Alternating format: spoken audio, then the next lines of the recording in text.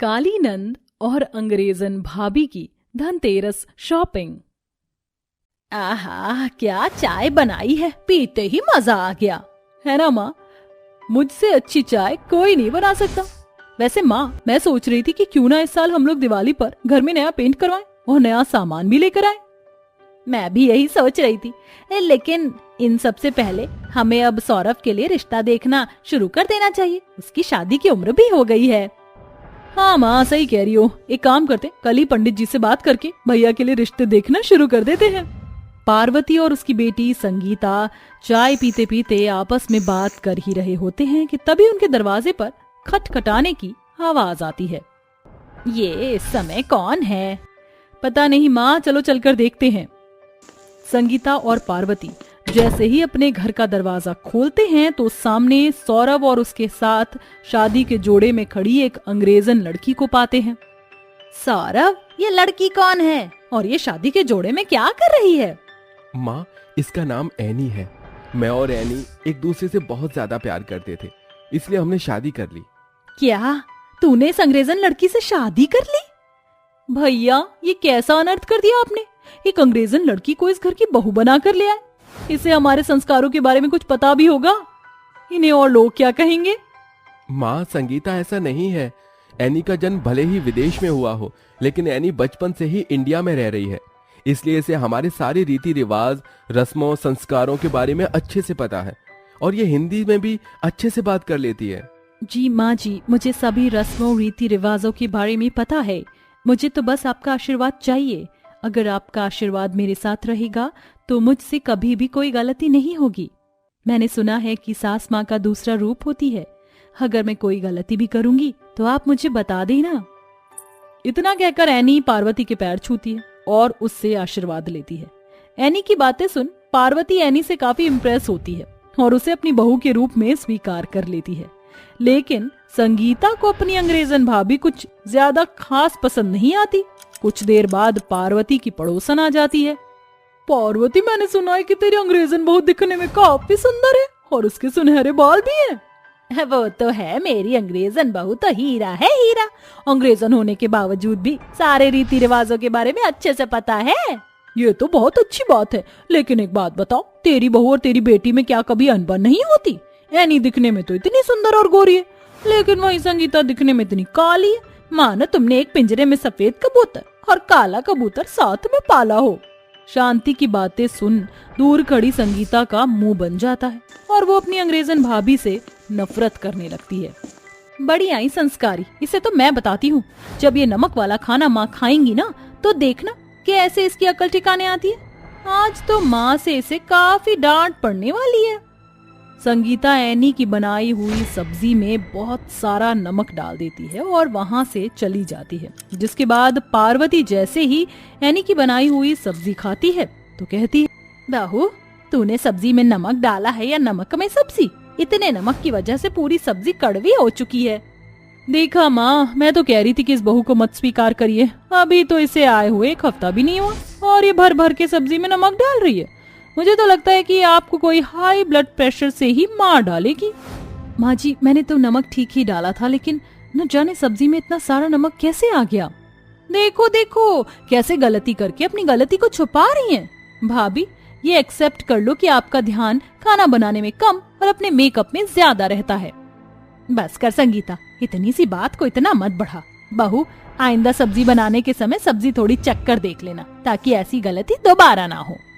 संगीता का बना हुआ सारा प्लान फेल हो जाता है जब वो अपनी माँ की बात सुनती है, जिसके चलते अब संगीता अपनी अंग्रेजन भाभी का किया हुआ हर एक काम बिगाड़ने लगती है।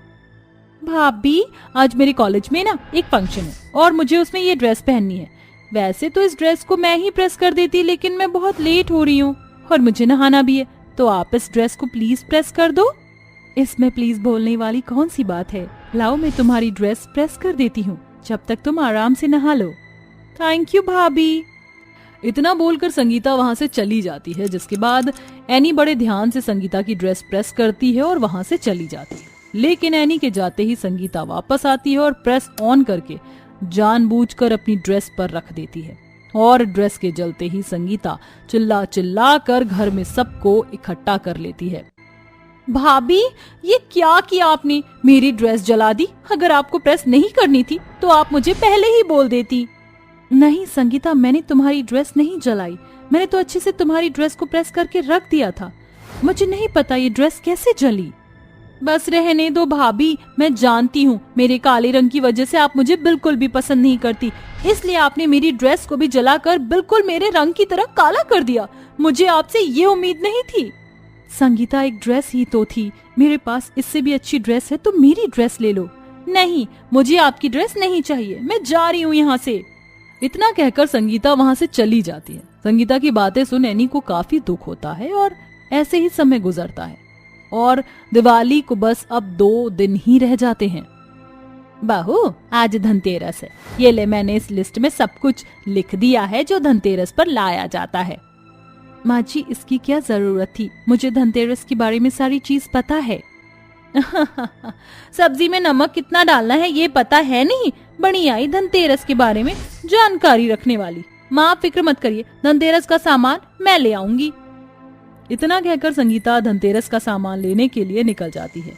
वहीं एनी भी संगीता के पीछे पीछे जाती है, जहाँ एक तरफ एनी, एक काम करती हूँ, कुबेर यंत्र और चांदी के बर्तन और ये पीतल का कुछ सामान ले लेती हूँ। धनतेरस पर ये चीज लेना बड़ा ही शुभ होता है।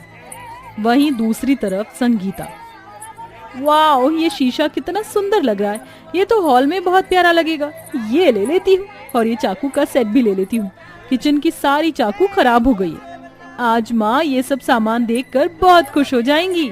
दोनों नंद भाभी अपना अपना धनतेरस का सामान लेती हैं और घर आ जाती हैं, जहाँ पार्वती, अरे वाह बहू, तूने तो बड़ा ही शुभ सामान लिया है, तू तो सच में इस घर की लक्ष्मी निकली। संगीता बेटा, तूने क्या लिया है दिखा। संगीता जैसे ही पार्वती को अपना लिया हुआ सामान दिखाती है तो पार्वती संगीता पर चिल्ला उठती है, अरे ये क्या मनहूस, तूने धनतेरस पर ये क्या ले लिया? शीशा और धारी वाली चीज भी कोई धनतेरस पर लेता है क्या? तू तो इस घर को बर्बाद करने पर तुली है। एक तो तेरा रंग वैसे ही काला है, ऊपर से ये काली मनहूस हरकतें। कौन शादी करेगा तुझ पनौती से?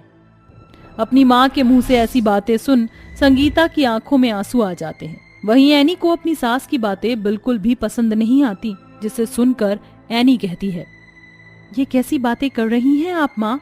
संगीता को उसके रंग को लेकर कुछ नहीं कह सकती आप। संगीता का रंग भले ही काला है लेकिन वो दिल की बहुत अच्छी है।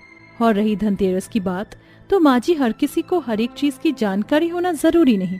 जब तक आप उसे किसी चीज के बारे में बताओगे नहीं तो उसे कैसे पता चलेगा? आपको कोई हक नहीं उसे इस तरह से डांटने का। मैंने आपके साथ इतना बुरा किया और आज आप मेरी ही साइड ले रही हो। भाभी, मुझे माफ कर देना। आज आपकी बातें सुन मुझे मेरी गलती का एहसास हो गया है। अब रोना बंद करो, हमें मिलकर दिवाली की बहुत सारी तैयारी करनी है।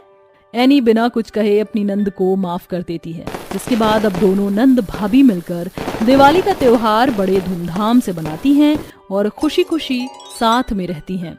तूने मेरी चाय गिरा दी, इतनी मेहनत से बनाकर लाई थी मैं, अब तेरा सैंडविच भी गया।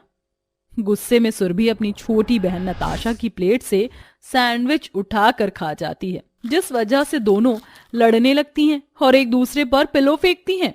तभी वो पिलो पायल के लग जाता है। आहा, तुम दोनों के चक्कर में मेरी ड्राइंग खराब हो गई, अब मैं तुम दोनों को छोड़ूंगी नहीं। अच्छा, आज मैदान में वैसे भी मैं सुरभि को मार रही थी, पर तू बीच में आ गई, अब तू भी गई। तीनों बहनें आपस में एक दूसरे के तकिया मारकर लड़ने लगती हैं। देखते ही देखते कमरे का बुरा हाल हो जाता है और उनकी माँ अर्पिता शोर सुनकर आती है। हे भगवान, सत्यानाश हो तुम तीनों का, ये मेरे घर का क्या कबूतर बना रखा है? इतनी बड़ी होकर ऐसी बचकांड हरकतें। अरे शर्म करो, तुम शादी के लायक हो गई हो और 2 दिन बाद तुम्हारे भाई की शादी है। हाँ तो क्या हो गया, उनकी शादी है, हमारी तो नहीं हुई है ना अभी। हम तो ऐसी हरकत करेंगे क्योंकि इसने मेरी चाय गिरा दी और मेरे सैंडविच खा गई, उसका क्या? और मारा अलग। और माँ मेरे को तो खामखा बीच में ले आए अपनी लड़ाई में, इसे कुछ बोला भी नहीं था, ऊपर से मेरी पेंटिंग खराब कर दी।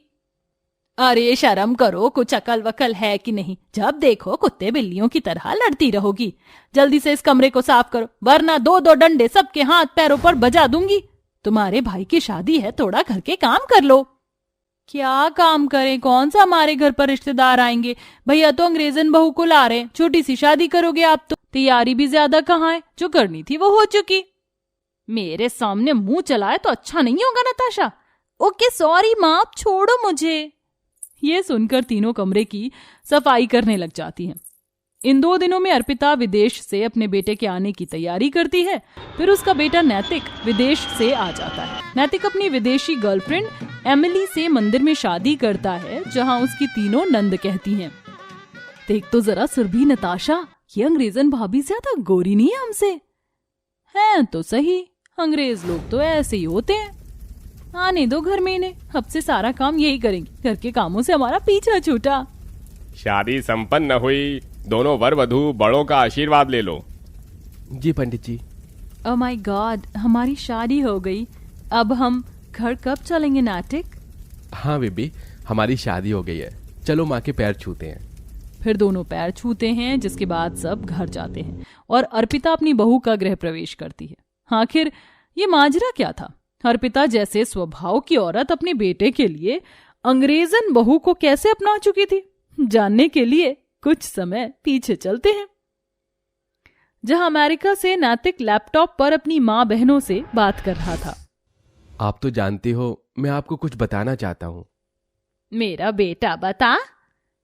इससे मिलिए माँ, ये मेरी बहुत अच्छी दोस्त एमिली है, बल्कि दोस्त से बढ़कर है। एमिली, ये मेरी मॉम और ये तीनों बहनें सुरभि, पायल और नताशा हैं। ओह नमस्ते माँ जी। हाय दीदी, कैसी हैं आप सब? हम तो अच्छे हैं बेटा, पर नैतिक तू मुझे इस अंग्रेजन लड़की से क्यों मिलवा रहा है? क्या नाम था इसका? इमली? माँ, मैं एमिली से बहुत प्यार करता हूँ और उसे आपके घर की बहू बनाना चाहता हूँ, इसलिए मिलवाना चाहता था। क्या भाई, आप एक विदेशी लड़की से शादी करोगे? पर ये तो बहुत छोटे छोटे कपड़े पहनी हुई है और यहाँ पर भी ऐसे पहनेंगी, फराटेदार इंग्लिश बोलेंगी। ये तो हमारे कल्चर की पूरी उल्टी है। पहली बार तूने कुछ पते की बात की है पायल बेटा। तेरी इस अंग्रेजन लड़की से शादी कैसे हो सकती है? और क्या भरोसा ये वापस विदेश चली जाए तुझे छोड़कर? माँ जी, ऐसा कुछ भी नहीं है, आप मुझ पर आंख बंद करके विश्वास कर सकती हैं। देखिए, मुझे पूरे तरीके से हिंदी लैंग्वेज बोलनी आती है, क्योंकि मेरी मदर भी इंडिया से है और मैं यहीं सेटल होना चाहती हूँ। नैतिक मुझे बहुत पसंद है। हाँ माँ, मान जाइए।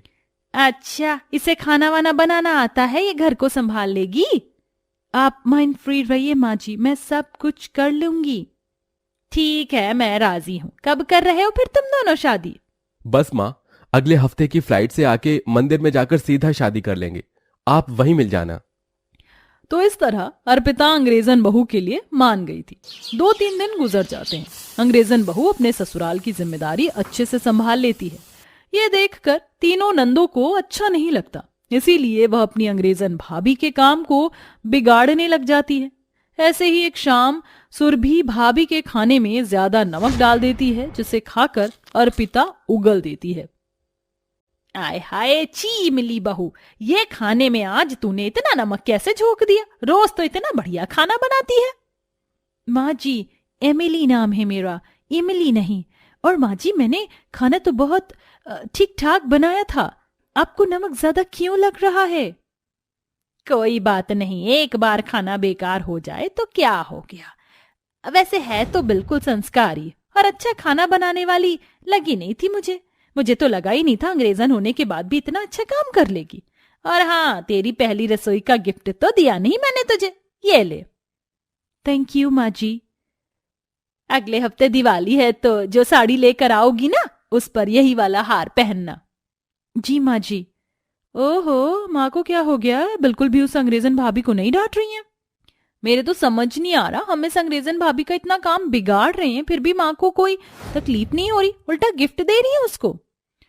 पता नहीं माँ पर इस अंग्रेजन भाभी ने आकर क्या जादू कर दिया है, रंग रूप में भी माँ इसी की ही तारीफ करती है। कोई बात नहीं, दिवाली पर सारी कसर पूरी कर देंगे। कुछ देर बाद एमिली कपड़े धो रही थी तो तीनों नंदे अपने और कपड़े लाकर पटक देती हैं। ये लो भाभी, अच्छे से धोकर चमकाकर प्रेस करके रख देना कबर्ड में। अरे दीदी, ये तो ऑलरेडी साफ और प्रेस किए हुए कपड़े हैं, आपने मुझे धोने के लिए क्यों दिए हैं? ज्यादा मत बोलो भाभी, जितना बोल रहे हो उतना कर लो। फिर एमिली सारे कपड़े धो लेती है। कुछ दिन बाद छोटी दिवाली थी तो अर्पिता कहती है, अरे एमिली बहू, मैं दिवाली की पूजा और सजावट का थोड़ा बहुत सामान लेने जा रही हूँ। जब तक तू घी के दिए जला देना। नैतिक, तू भी मेरे साथ चल। ठीक है माँ। और तुम तीनों अपनी भाभी के साथ काम करवा लेना। ठीक है माँ।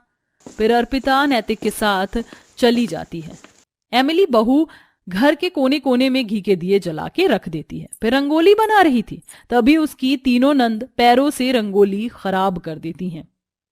दीदी, ये क्या किया आप तीनों ने? मैं देख रही हूँ आप कब से मेरे काम को खराब करने की कोशिश कर रही हैं। अच्छा, तो आपको पता चल गया अंग्रेजन भाभी? पर सब कुछ खराब तो आपने किया है। जब से आई हो भैया और माँ हमें कम समझते, इसलिए आज तो आपको सबक सिखाना पड़ेगा। पायल, सुरभि, आ जाओ। हाँ। तीनों नंद अंग्रेजन भाभी का हाथ पकड़कर कुर्सी पर रस्सी बांधकर बिठा देती हैं। छोड़िए मुझे, आप मेरे साथ ऐसा क्यों कर रही हैं? पता नहीं आप तीनों मुझे गलत क्यों समझ रही हैं।